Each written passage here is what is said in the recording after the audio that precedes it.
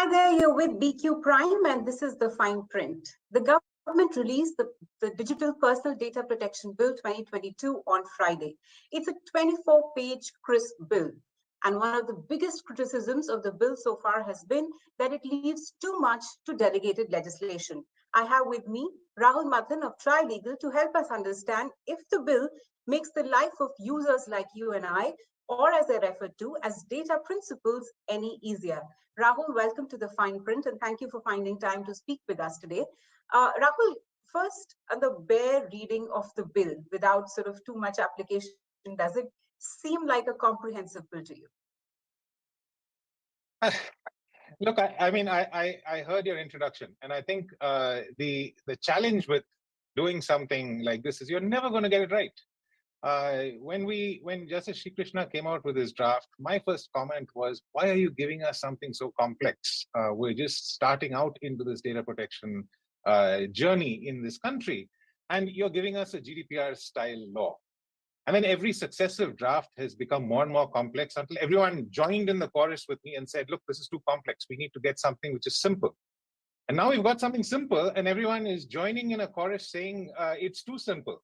We'll never find the perfect median between too complex and too simple. But as far as the law is concerned, and look, since you asked me a general question, I'm going to give you a general response, and I'm sure we'll get into the details over the conversation. But generally speaking, this is a good law.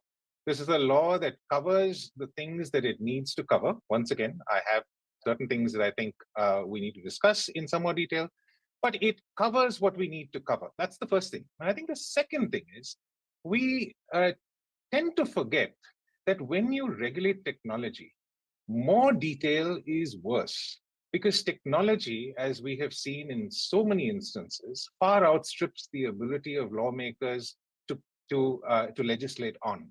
And so for a while, I've been talking about principle-based legislation, that we've got to legislate principles and then have agile governance in order to deal with evolving technologies.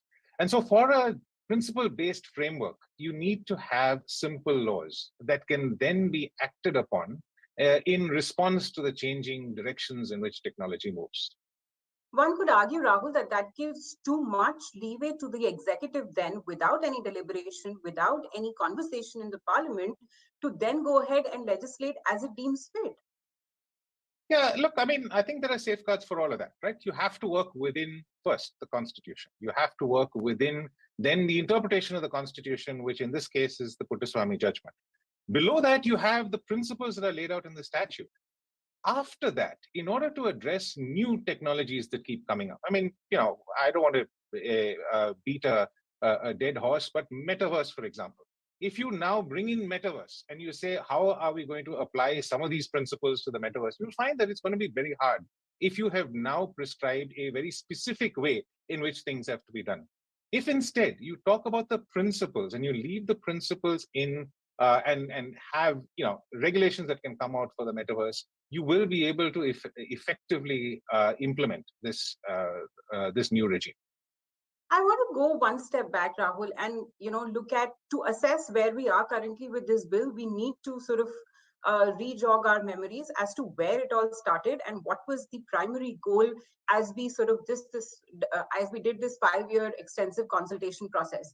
The starting point was that, look, we don't have a privacy law here in India, and that needs the user was at the center of that attempt.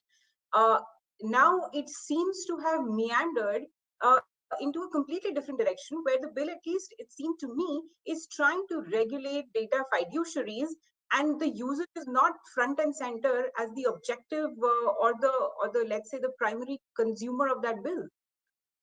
I don't see how you're getting to that conclusion. I think the user is very much front and center of this bill as well. Ultimately, the user having all of his or her data is meaningless. The most important thing you have to do is, when the user interacts with data fiduciaries, what are the rights that the user has over his or her data when it is in the control of the data fiduciary? And so, if there is a lot of provision, if there are a lot of provisions around what data fiduciaries need to do, it is right, because that is the way in which the user's rights get enforced. You have to look at what the user can do once the data has been collected, or in the process of the collection, or once it's been collected and is subsequently being processed. That's where all the rights of the user really are articulated, and that's where we really need to make sure that the user is armed with the rights that it needs.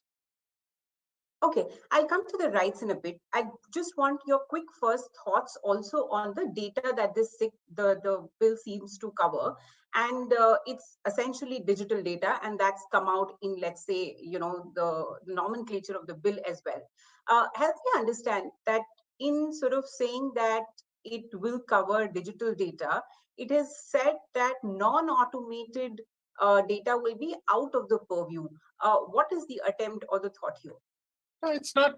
It's not a departure from the way the rest of the world thinks about it. I think the real problem with data. See, we've been having data of all sorts here since I think Harappan times.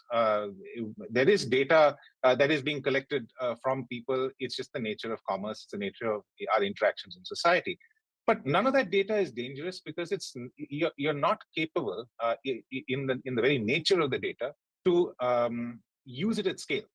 Once we digitize data, we had the ability to use the data at scale, and it is at that point in time, with the invention of the calculating machines by IBM, that you started to see regulations come in to do something about the use of it. It wasn't called big data in those days, but certainly digital data. I think there's always been an exception for domestic processing. There's always been an exception for manual processing. The example that I often give is that if I'm putting together a birthday party for my child, I will be collecting data of all the people that I'm going to, give gifts to, return gifts to.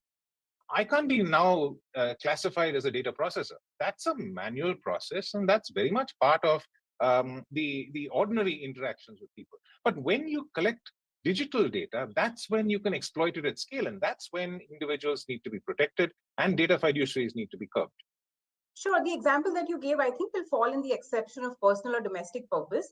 What I'm trying to understand is, at scale, what is this non-automated processing of personal data that's sought to be excluded? So, I mean, as long as it is automated, you will be able to come up with all the things that we're concerned about, which is insights, profiles, all of those sorts of things. When it is not automated, it's actually incredibly hard to come up with those sorts of things that could cause harm.